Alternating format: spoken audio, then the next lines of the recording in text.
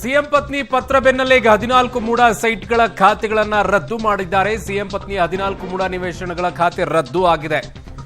ಮೂಡ ಆಯುಕ್ತರು ಹೇಳ್ತಾ ಇದ್ರು, ಇವತ್ತು ನನ್ನ ಸಹೋದ್ಯೋಗಿ ಮಾತನಾಡಿಸಬೇಕಾದ್ರೆ ಅದರಲ್ಲಿ ಏನು ಕಾನೂನು ತೊಡಕುಗಳಿದೆ ಅದನ್ನೆಲ್ಲ ನೋಡ್ಕೊಳ್ತೀನಿ, ಅದಾದ ನಂತರ ರದ್ದು ಮಾಡಬೇಕಾ ಏನ್ ಮಾಡಬೇಕು ಅದಕ್ಕೊಂದಿಷ್ಟು ಸಮಯಾವಕಾಶ ಬೇಕು ಅಂತ ಹೇಳಿದ್ರು.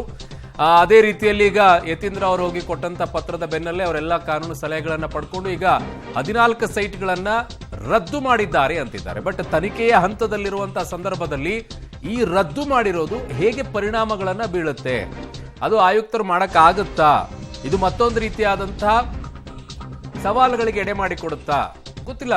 ಏನೇನ್ ರಿಪರ್ಕೇಷನ್ ಆಗುತ್ತೆ ಈ ಪ್ರಕರಣದಲ್ಲಿ ಅಂತ ಹೇಳಿ. ಕಾರಣ ಈಗ 14 ಮೂಡ ನಿವೇಶನಗಳ ಖಾತೆ ರದ್ದು ಮಾಡಿದ್ದಾರೆ. ಬಟ್ ತಗೊಂಡಿರುವಂತದ್ದು ಗೊತ್ತಾಗಿದೆ ಅಲ್ವಾ.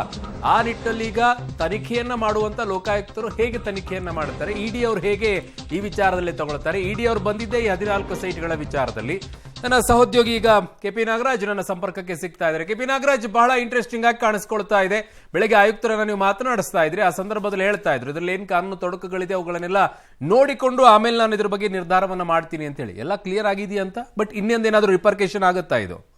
ಇಲ್ಲ, ಮಧ್ಯಾಹ್ನ ಕಾನೂನು ಸಲಹೆಯನ್ನ ಪಡೆದುಕೊಂಡು ಈಗ ಕೆಲವೇ ಕ್ಷಣಗಳ ಮುಂಚೆ ಮೈಸೂರು ನಗರಾಭಿವೃದ್ಧಿ ಪ್ರಾಧಿಕಾರದ ಆಯುಕ್ತರು ಈ ಒಂದು ಆದೇಶವನ್ನ ಮಾಡಿದ್ದಾರೆ. ಅಂದ್ರೆ ಏನು ಪಾರ್ವತಮ್ಮ ಸಿದ್ದರಾಮಯ್ಯ ಅವರು ಕೊಟ್ಟಿರುವಂತಹ ಪತ್ರ ಏನಿದೆ ಆ ಪತ್ರವನ್ನ ಒಪ್ಪಿಕೊಂಡು ಅವರ 14 ಸೈಟ್ ಅವ್ರಿಗೆ ಏನ್ ಮಂಜೂರಾಗಿದ್ದು ಅದನ್ನ ಸಂಪೂರ್ಣವಾಗಿ ರದ್ದು ಮಾಡಿದ್ದೇನೆ ಅನ್ನುವಂತಹ ಆದೇಶವನ್ನು ಕೂಡ ಮಾಡಿದ್ದಾರೆ.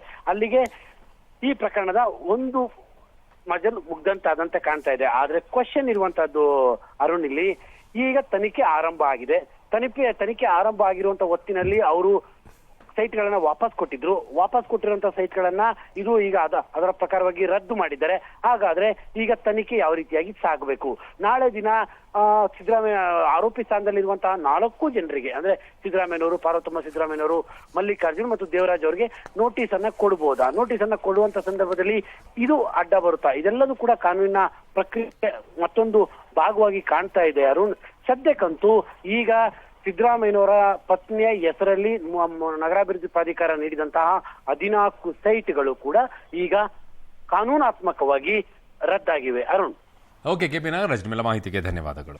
ಅಂದ್ರೆ ಬೇಸ್ ಇರೋದೇ 14 ಸೈಟು, ಅದನ್ನೇ ಈಗ ರದ್ದಾಗಿದ್ರೆ ಖಾತೆನ ಹಾಗಿದ್ರೆ ಏನೂ ಆಗಲ್ಲ. ತನಿಖೆಗೆ ತಗೊಂಡಿರೋದಿತ್ತು, ಈಗ ರದ್ದು ಮಾಡ್ಕೊಂಡಿದ್ರೆ ಬೇಡ ಅಂತ ಹೇಳಿ, that is a different issue. But ತಗೊಂಡಿದ್ ಸರಿನಾ ಅಲ್ವಾ ಅನ್ನುವಂಥದ್ದು ತನಿಖೆ ಆಗ್ಬೇಕಾಗಿದೆ.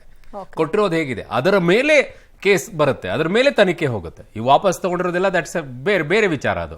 ಬಟ್ ತಗೊಂಡಿರುವಂತದ್ದು ಸರಿ ಇತ್ತಾ ಇಲ್ಲ ತಪ್ಪಿತ್ತಾ, ಅಲ್ಲಿ ಜಾಗಕ್ಕೆ ಇಲ್ಲಿ ಕೊಟ್ರ, ಆ ಮೂಡ ತೆಗೆದುಕೊಂಡಂತ ಜಾಗ ಕೃಷಿ ಜಮೀನಾಗಿ ಕನ್ವರ್ಟ್ ಮಾಡಿದ್ದು ಹೇಗೆ, ಇವೆಲ್ಲ ತನಿಖೆಯಲ್ಲಿ ಬರಬೇಕಲ್ಲ.